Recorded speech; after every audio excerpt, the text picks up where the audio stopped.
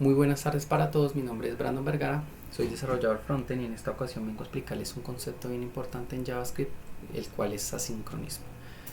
Vamos a primero a entender qué es sincronismo y qué es asincronismo. En la bibliografía encontramos que para el caso de sincronismo vemos que son determinados fenómenos que ocurren en un orden predefinido o a la vez.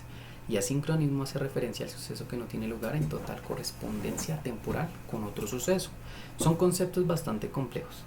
Vamos a analizarlos con unas situaciones particulares para poderlos entenderlos mejor.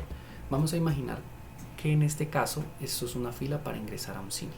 Entonces, como vemos, hay una fila, hay una taquilla y una recepcionista quien vende las boletas de cine. ¿Cómo funciona el sincronismo en este ejemplo? Entonces, como vemos, la recepcionista va a ir atendiendo a cada una de las personas en el orden en el que están en la fila, sin saltarse ninguno.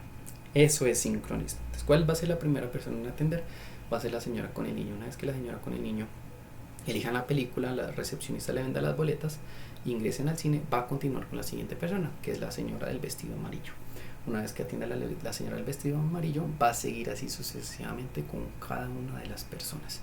Eso es sincronismo, una sucesión de fenómenos que que van a ocurrir en un orden predefinido. ¿Listo? ¿Qué sucede con el asincronismo? Para el asincronismo vamos a analizar la siguiente situación. Imaginamos que estemos en un restaurante, ¿sí? En este restaurante hay un mesero, hay unas mesas y en las mesas hay unos clientes. Entonces el mesero va a ir por cada mesa recibiendo las órdenes de cada persona. Entonces se va a dirigir a la primera mesa donde está el señor.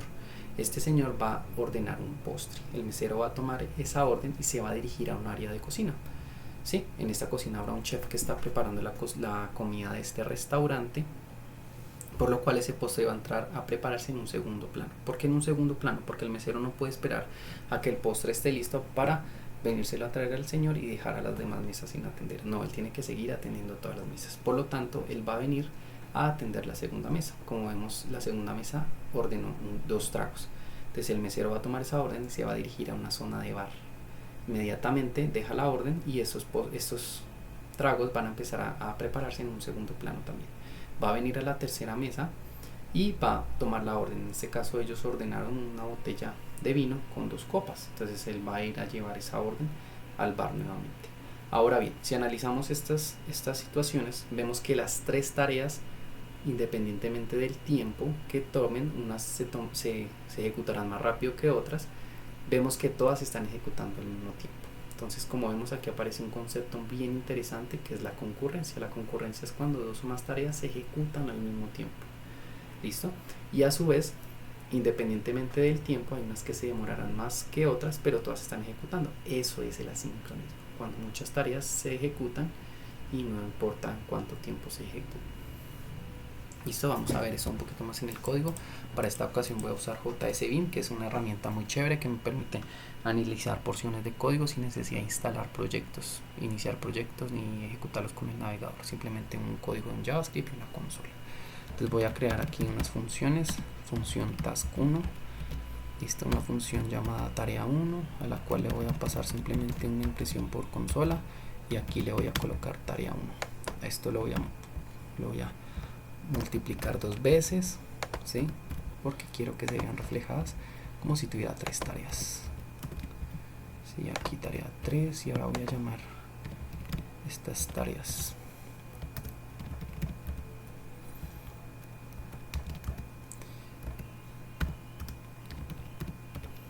Listo, entonces vamos a ejecutar y miren que las tareas se me van a ejecutar en el orden en el que yo las llame las funciones. Entonces primero llamé la tarea 1, tarea 2 y la tarea 3. Entonces eso es sincronismo. Ahora, ¿qué pasa si yo quiero agregar una función que va a tomar un poquito más de tiempo? Para eso voy a usar un método que se llama setTimeout, que me permite ejecutar porciones de código en un tiempo determinado. Entonces a esto le voy a pasar una función sin parámetros, ¿sí? Simplemente un console.log, y ese console.log le voy a pasar un mensaje que diga esta tarea demora 2 segundos, y a esto le paso un parámetro en milisegundos para que se demore esos 2 segundos, en este caso 2000. Entonces, como vemos, se ejecutan las 3 tareas y pasa un rato, 2 segundos en este caso, se ejecuta mi tarea que se demora 2 segundos. Eso es el asincronismo. Si ven, se están ejecutando todas las tareas, unas más rápidas que otras, pero no dejan de ejecutarse. Listo, ahora vamos a ver qué pasa si yo agrego otra tarea más, pero esta tarea ahora se va a demorar 3 segundos. ¿Listo?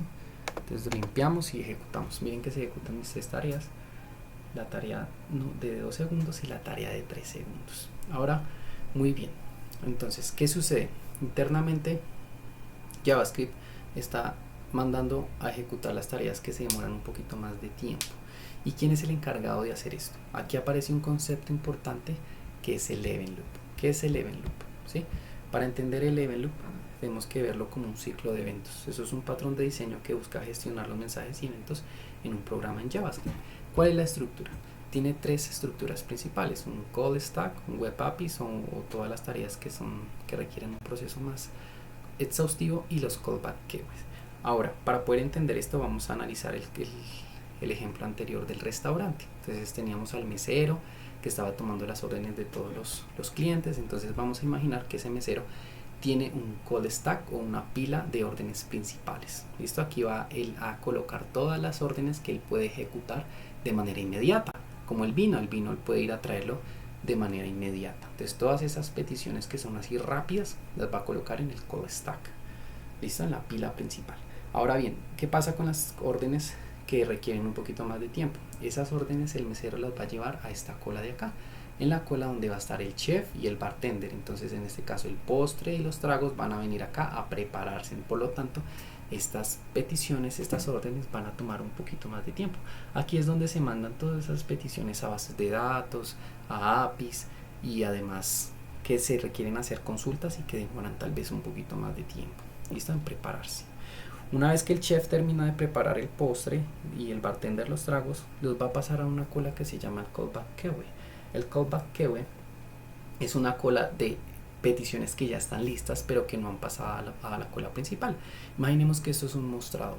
El chef va a colocar las comidas que ya preparó en ese mostrador y está esperando que el mesero venga a recogerlas para que las pueda entregar al cliente. Entonces, una vez que el mesero termina de liberar la pila principal de las órdenes que puede ejecutar, va a venir al callback queue a ver qué peticiones ya están listas para traerlas otra vez a la cola principal y entregarlas a los clientes. Y esto es un ciclo que va a ser constante dependiendo pues la cantidad de peticiones que tenga una aplicación o un programa. ¿Listo? Entonces, pero ahora imaginemos lo siguiente. Resulta que por alguna razón no se pudo llevar a cabo la preparación del postre, no se pudo llevar a cabo la preparación de los tragos porque hicieron falta de ingredientes. Entonces esa petición se va a quedar acá. Cuando pase al callback queue va a generar un error, ¿sí?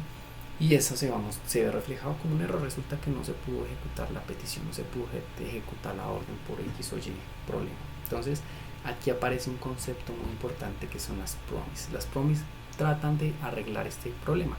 Cuando las peticiones no son efectivas, entonces busca poder capturar ese error e imprimir ese error. ¿Qué sucedió? ¿Por qué se produjo ese error? ¿Listo? Un error de comprobación o algo pasó. Entonces las promesas podemos compararlas en la vida real como las promesas que hacemos. Si cumplimos algo, pues obtenemos algo. Entonces, si hacemos la tarea, recibimos una recompensa. Si no hacemos la tarea, pues no tenemos una recompensa. Entonces vamos rápidamente al código. Entonces esto lo vamos a comentar aquí rápidamente. ¿Listo? Vamos a comentar esto. Y aquí voy a traer un array con los objetos ya establecidos para poder trabajar con ellos. Entonces esto lo echamos un poquito para abajo y aquí. Entonces aquí voy a crear una función a la cual le voy a decir get órdenes, que es la función que va a hacer el mesero cuando las órdenes, obtener las órdenes, ¿sí? O sea, cuando esté listo el postre o los tragos.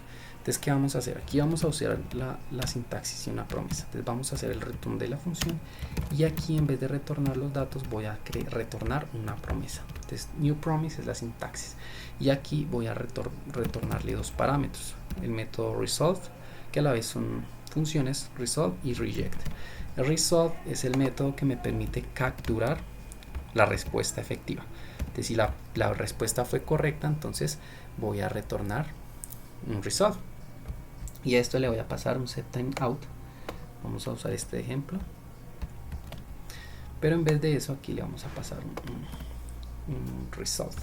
Ahora imaginemos, digamos que por alguna razón la orden no estuvo lista. Entonces creamos una constante. Aquí le vamos a poner orden lista. va a ser igual a false, o sea, no se pudo ejecutar esa orden. Entonces aquí vamos a pasarle un if para comprobar si esa orden está lista, ¿no? Entonces orden lista va a ser igual a true. Eso también lo podemos dejar solo con la variable sin el true, pero pues para que podamos quedar más claros lo voy a dejar así, igual a true. Y aquí le vamos a pasar el método resolve. Entonces si está lista, entonces va a ser igual a resolve. Y resolve, que le vamos a pasar órdenes. Entonces resolve me va a capturar cuando es efectivo. Listo. En caso contrario, que no esté lista, entonces vamos a pasarle un reject. Reject es el método por el cual me va a pasar los errores. Listo, me va a capturar los errores, que por alguna razón no se obtuvo la orden. Y a esto le voy a pasar un mensaje que diga orden aún no está lista. Listo. Y bien, entonces esto se va a ejecutar en 2 segundos. Ahora bien, ¿esto cómo lo puedo ejecutar? Entonces primero tengo que llamar mi función. Entonces llamo mi función con get órdenes, ¿sí? Y ahora voy a usar un método, ¿sí?, que se llama .ten. ¿Qué significa? El mesero va a esperar cuando esto esté listo. Entonces, ¿qué va a hacer? Entonces a esto le pasamos una función que va a ser el mesero, y que va a hacer, va a obtener la orden. El mesero va a obtener la orden, ¿sí? Y de acuerdo a esa orden, pues se la va a pasar a los clientes. Con un console log se la pasamos a los clientes. Pero ¿qué pasa? Resulta que hubo un error y esa orden no se pudo obtener. Entonces vamos a crear un error. Entonces el mesero va a crear este error, va a hacer qué función, ¿sí? Entonces le vamos a pasar un error que no está lista aún, faltan ingredientes, por dar un ejemplo, que esto es un punto, ¿sí? Y aquí simplemente voy a pasar el error al cliente. No, es que resulta que hubo un error, no está todavía la orden. Entonces vamos a ejecutar y miren que me ejecuta que la orden no está lista. Pero ¿qué pasa si yo le pongo acá true? Está lista la orden. Entonces le doy run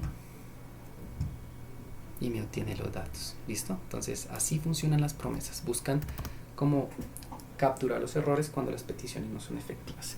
En versiones más recientes de JavaScript se introdujo otro concepto que es el async y el await. ¿Qué es el async y await? Es básicamente la misma estructura de una promesa. Son funciones asíncronas. Yo le estoy diciendo a JavaScript que voy a crear una función asíncrona. Entonces, ¿cómo funciona? Entonces yo creo una async y creo una función, ¿sí? Y en esta función le voy a dar un nombre, démosle un nombre de orden. Y en esta función, ¿qué hacemos? Vamos a hacer una estructura muy similar a la de las promesas.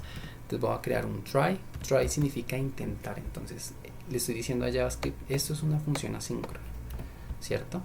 Y en esa función asíncrona voy a intentar hacer una petición. Entonces para intentar hacer esa petición, digamos, yo voy a crear una constante. Pongámosle, esta es la constante del mesero. El mesero va a esperar, await significa esperar, va a esperar que la orden estén listas, ¿cierto? Una vez que esté lista, await está esperando el mesero, se va a agregar el mesero. ¿Y qué va a hacer el mesero? Pues la llevar a los clientes. Entonces va a imprimir eso. Pero resulta que no, que resulta que hubo un error y no se pudo producir. Entonces voy a capturar un error con esta función catch error, una función, y simplemente le paso un console log e imprimo el error. Y van a ver que es igual. Ahora pues tendría que comentar esta para que esto se vea.